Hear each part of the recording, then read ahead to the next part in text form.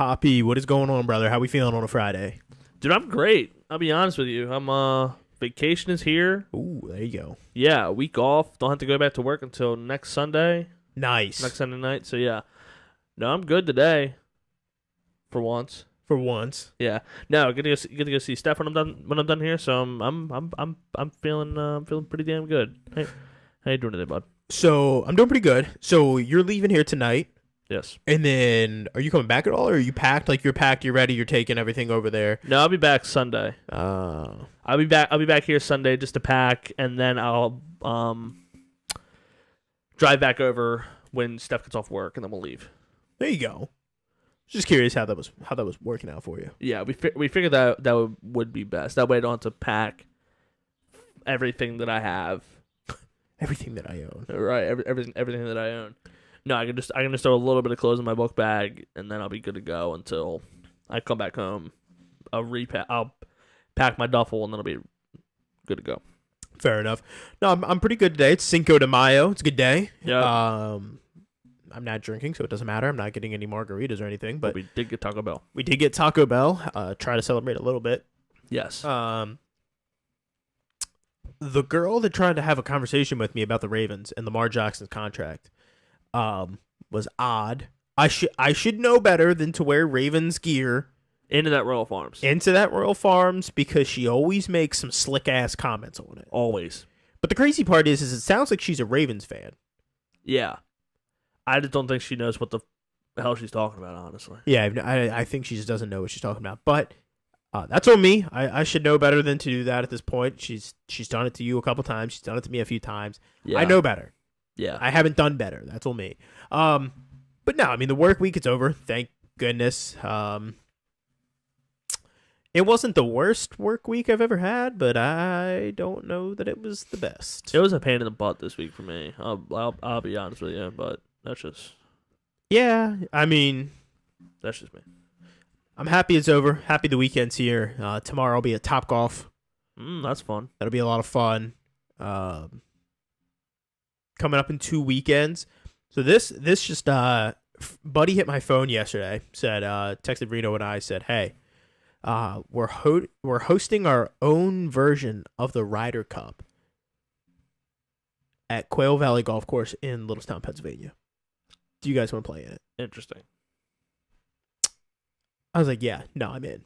That sounds like a fucking blast. They've reserved tee times, court, they've done it all. Like chance to win some money. You have to pay to enter, but dude, it's gonna be a blast. I'm looking forward to it. Interesting. And then I also had a patient yesterday. I was telling her about it, and she's like, "Oh, you golf?" I'm like, "Yeah, I love golfing." She's like, "Oh, well, I'll have to give you the information. We do a fundraiser for my late husband every year. We do a golf tournament, and all the proceeds go to the local community college here in Carroll County to help support first responders, nursing students, everything like that need a little help with like college tuition." Oh, that's awesome. I'm like, "Yeah, that sounds like a fantastic cause. I could absolutely get a part of that." Yeah. Dang, that's what's up. A little bit of time for that one, so like that one's not till like August or so. Yeah. Yeah, man. I've got some golf adventures coming up here, and I'm looking forward to it. There you go. That's what's up, man. I love getting out there and playing 18. Yeah, I haven't swung my golf clubs, and I couldn't tell you how long. Do you think you'll ever swing them again? Mm-hmm. At some point. Some point. All right. Yeah, Steph's dad wants to go golfing at some point, and so we'll end up playing one of these days. I don't know when, but we'll end up playing one day. Okay. He wants it to be like a family outing. Me, him, Steph, and her brother. Are any of them any good at golf? Like, do any of them play golf? So her dad has clubs that he hasn't played in a while. So we would all have to hit the range beforehand just to get reacquainted with the swing and everything like that. Sure. So I think it'll just be like, because Steph's never golfed. I don't think her brother's ever golfed either. Her dad has, obviously, but I think it's just a opportunity for all of us to get out of the house and do something together. Yeah, no, it sounds like a lot of fun. Yeah, I keep telling Steph that I want to take her to Topgolf eventually. It's gonna get a little tough for us to do it just because she has a lot of weddings that she's doing coming up. So Yeah. Saturdays are gonna be a little bit booked, but we'll do it eventually. Topgolf will be there for a while. Yes, it will. Luckily, we are right down the way. I really don't want to go there, but we're right down the way from the one in Baltimore. Oh, heavens. Yeah. But luckily, it's easy in, it's easy out. So I wouldn't have to do a lot of fussing. You could hit the casino there, too. You know, that is one casino I have not been to. I don't blame you. Ocean Downs, Maryland Live, Not go to the Horseshoe, though? Charlestown, the casino on the Wonder of the Seas, and a random ass casino in St. Martin. But not going to the Horseshoe. Not going to Horseshoe. All right. I refuse to go to Horseshoe. Absolutely refuse to. Yeah, no. That place scares the hell out of me. That's fair enough. Well, Topgolf is right there. Hey, I mean, like, dude, I mean, the Ravens are bound to have a Sunday night football game. You hit Topgolf during the day. Jeez, just making it an all day thing. Hit the hall early. Yeah. I would. You would just watch me. I would just watch you drink. Yeah. Topgolf, then the hall. Probably have to go to Pickles first. Pickles. Topgolf, Pickles, the hall. Topgolf, Pickles, then the hall. Yeah, that's what you'd probably have to do because I don't think the hall will be open yet. Or it might be. You never know. Who knows? I don't know. I've never been down there that early that I've ran into the issue. Yeah, neither have I. I think the earliest I've ever gotten down for a Ravens game before, maybe 2.5 hours before. Maybe. Interesting. That might be the earliest I've ever gotten down for a game. We've been down there, like you and I have been down there pretty early pregame at the hall there. I was literally just thinking about that because I have pictures of you and me when we went to the Sunday night game against Kansas City on my phone. Oh. That was a great game. That was a great game. That's probably the ever been to a game. It's the earliest I've ever gotten to the bar before I went to a game. 6. 2 hours before the game starts. It's not important, but it's really funny. This dude just tweeted, "Y'all can't all be the hottest 18-year-olds on OnlyFans." Somebody lying. That is funny. It's not related to sports at all, but it's just funny. No, but you know what something is that's kind of related to sports that I didn't even realize was tomorrow? Tomorrow is the 149th running of the Kentucky Derby. Yeah, man. We covered it last year. Last year was the biggest upset the Derby has ever seen. I think I put a $20 bet on FanDuel for a horse at 8-1 odds. So, doing a little bit of research here, preliminary research. Primary research. There is a horse running out of the 17th spot. Derma Satogaki.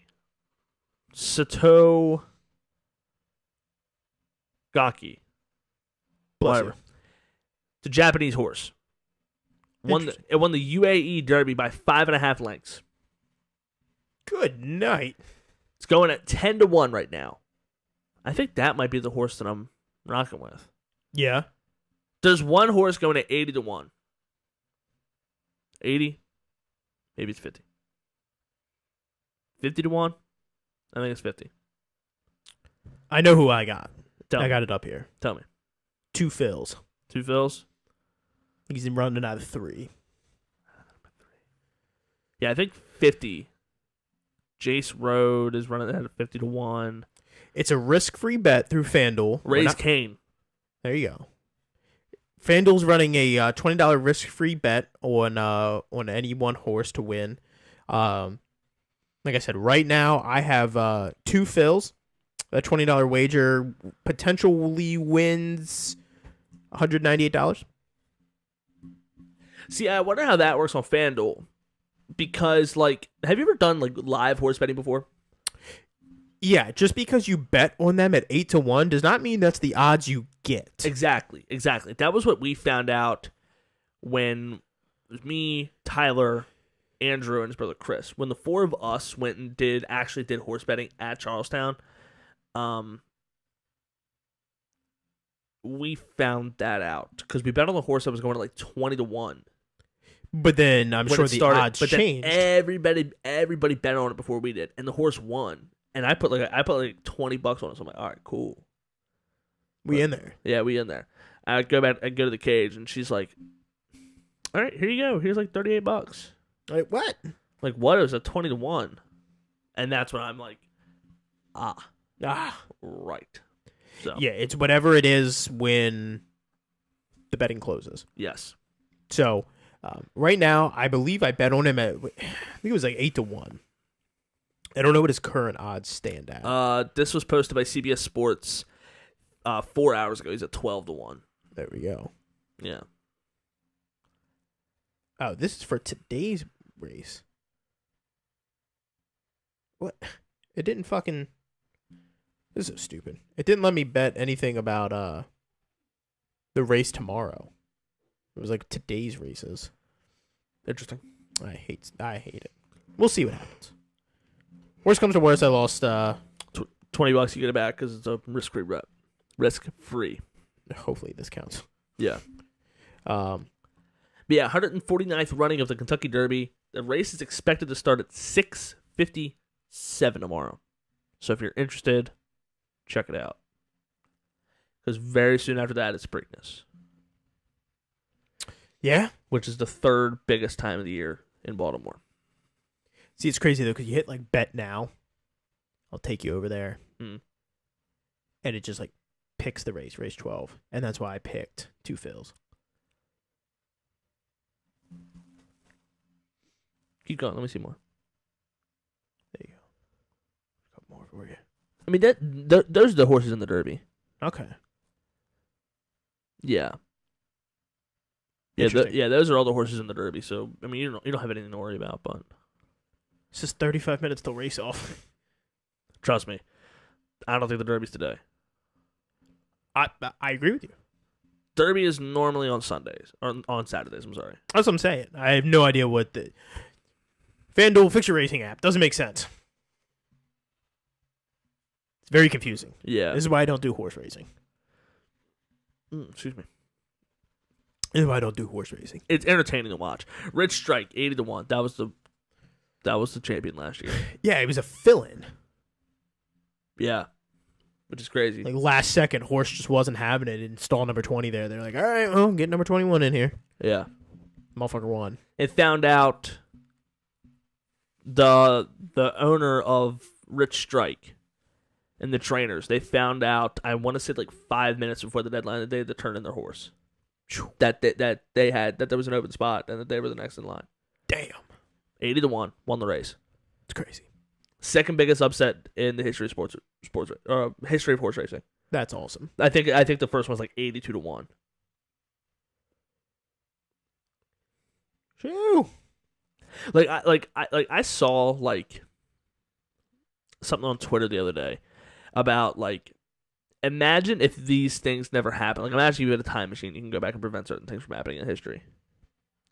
Like, I ask you this, we've both talked about betting on sports on this podcast before. We're not, if you know us well enough, you know damn well that we have no issue betting on sports. Nope. None at all. I've cooled down. I definitely have cooled down on it, but we have no issue doing it. If you had the opportunity, what would be the one thing that you would go back and bet on? Ooh. The one thing that you were that knowing what you know now. Now of course, like, anybody could go ahead and say, "Oh, I'd go ahead and do this fucking parlay, 16 leg. I know it happens, blah blah blah blah." One single bet. A single bet. What is the one thing that you would go back and bet on? Whatever the live line for the Patriots and Falcons Super Bowl was. Oh, that's a good one. That is a good one. You know that up 25, that had to have been just ridiculously high. It had to have been, like, if I had to guess, it probably had to have been somewhere like in the realm of like +5 to +10,000. Either that or potentially, if it was possible, the Cleveland Cavaliers to beat the Golden State Warriors down 3-1. Down 3-1. To still win the championship down 3-1. Yeah, so mine is, so I've talked about this before. It's my single biggest regret in sports betting was not betting on Lamar Jackson to win MVP. That's fair. I mean, well, you have to think, like, what was his opening line for that season? Like, did he have one? If he didn't, by the time he did have a line, opening line, I'll never forget it. Opening line for Lamar Jackson before they played Miami was plus 5,000. how much would you have put on it? I was planning on doing $100. Oh, there you go. That'd have been nice. Yeah, that's my single biggest regret was not betting on Lamar Jackson to win MVP. But knowing what you know, same question. Knowing what you know, what would you have done? Like, you know everything that's like, you know that the Patriots are going to come back from 28-3. Like, you know that the Cleveland Cavaliers are going to come back from 3-1 and win the championship. Whew. Man, it's tough. I'm trying to think of another huge upset that happened.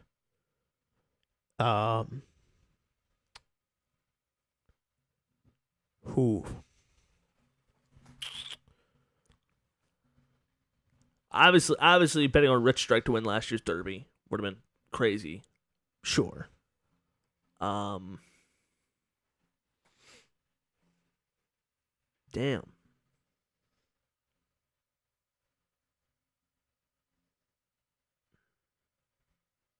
It's a tough question. It is tough. Like, because there are certain things that you could like bet on that you like that stand out in your mind. Cavs 3-1. Sure. 28-3. Sure. Rich Strike, the horse. Sure. You can piggyback off one of mine. It's okay. You don't have to be like, damn, he took the two good ones. What would I have done? Like, it's fine if you say one of those two. Yeah. I don't know what I would bet on, honestly. The Lamar Jackson thing is always what I think to myself, all right, this is what I would go back in time and do. Right? Yeah. That's like what I always think to myself that I would do. I think probably the Cavs down 3-1. That's probably what I would have ended up doing.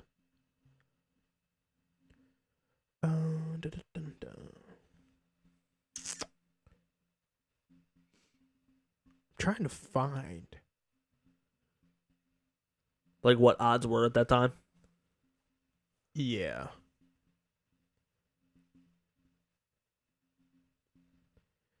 Let's see. Maybe you know what would be going UMBC to beat Virginia. That's a good one. Yeah. Midway through the third, New England going for its fifth Super Bowl title was down 25. And in Vegas, plenty of bettors still believe Tom Brady could pull it out. At Nevada's William Hill Sportsbook, the Patriots' money line and odds they'd win outright was plus 11,000. God damn. Or no, plus 1,100. I'm sorry. Oh, that's okay. That's not so maybe not that one. Yeah. I can't believe 25 down and they still thought 1,100. Maybe Jalen Hurts has scored 3 touchdowns in the Super Bowl. Ooh, that'd be a good one. I think that was like plus 5,000, I believe.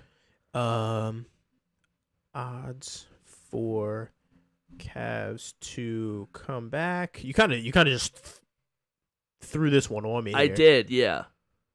From 3-1. No, 3-1. There we go.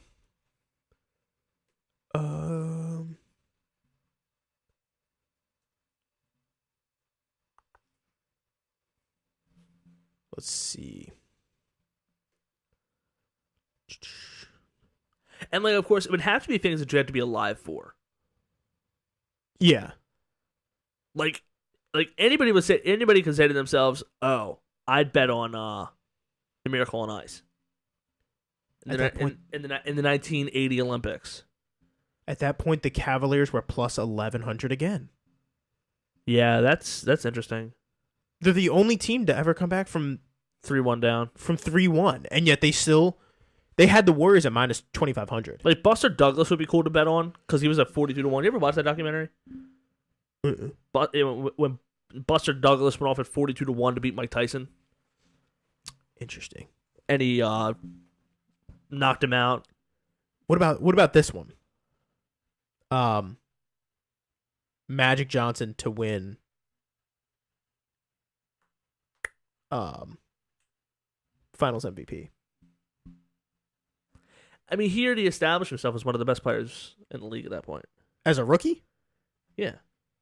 I mean, he was the flashiest. What about Leicester City to win the EPL in 2015-2016? They were going off of 5,000 to 1. Being that I don't even know who they are. Okay. Yeah, it's probably pretty good. Saudi Arabia to beat Argentina. That'd be pretty good. That wasn't that high. I think this one right here. So TCU went off at 1,000 to 1 to win the championship. Leicester City was 5,000 to 1. So that's like a plus 50,000 bet. You know what? I probably do a correct score in the NFL or NBA. Interesting. Okay. Now that I'm thinking about it, correct score. Because you can outright just bet the correct score. Yeah. That's got it. Like, if I could do anything, knowing what I know, I'd probably do a first basket parlay though. Well, we didn't I say know, parlays. I know. I did say excluding parlays, but if I had the opportunity to do anything, I would do a first basket parlay. Oh yeah. Oh yeah. Like if you go on FanDuel right now and you go to first basket for the 4 games that are coming up, and just like pick the highest odds out of all 3, it's probably about like plus 500 for each one. If I had to guess. Let's see, correct score for the NBA. What's the highest odds? 38,000. That might be the highest. It probably is. I think the only much higher we get is probably like 42,000. I think it's the highest I've seen for a correct score parlay before. There's so many scores because of the NBA, so it's all over the place. Let's just say 38,000. 38,000. It already wants me to cash out.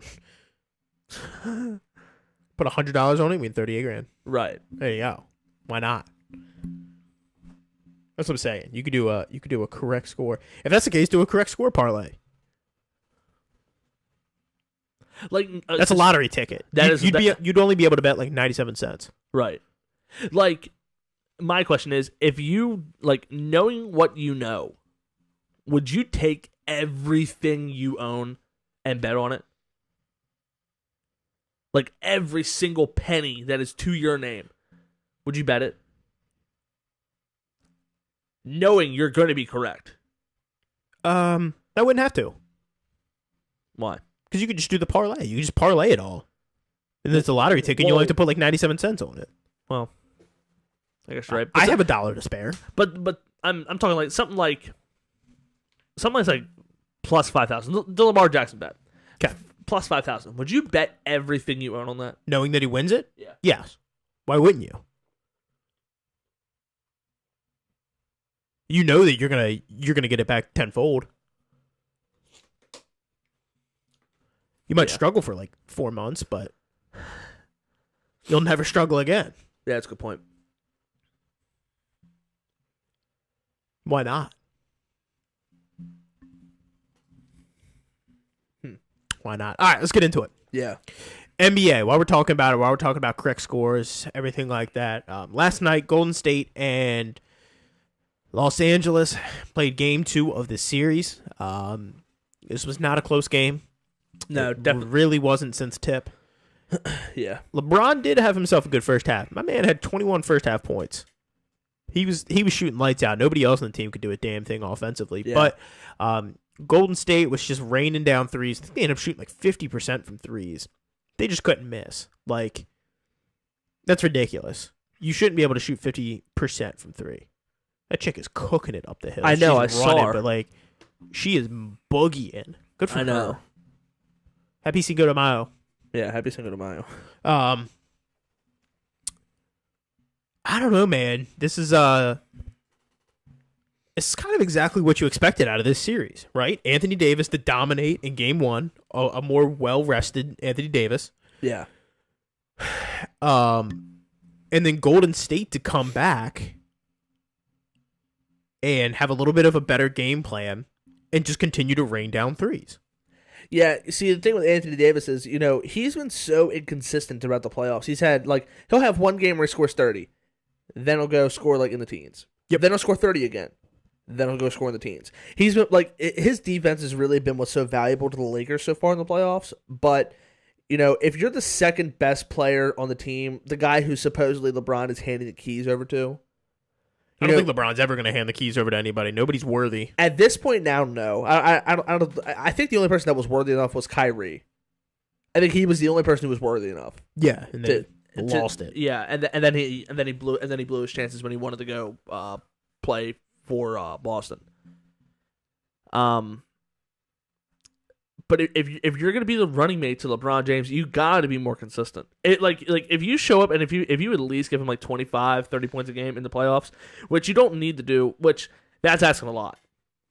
30 points in the playoffs in an NBA game, that's a lot. I say it like it's no big deal, but if you can contribute that, LeBron's always going to hold up his end. Oh yeah.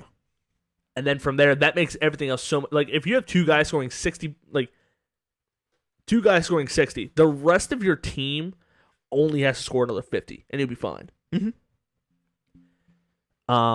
So the Lakers definitely need more production out of Anthony Davis on a consistent basis if they're going to beat Golden State.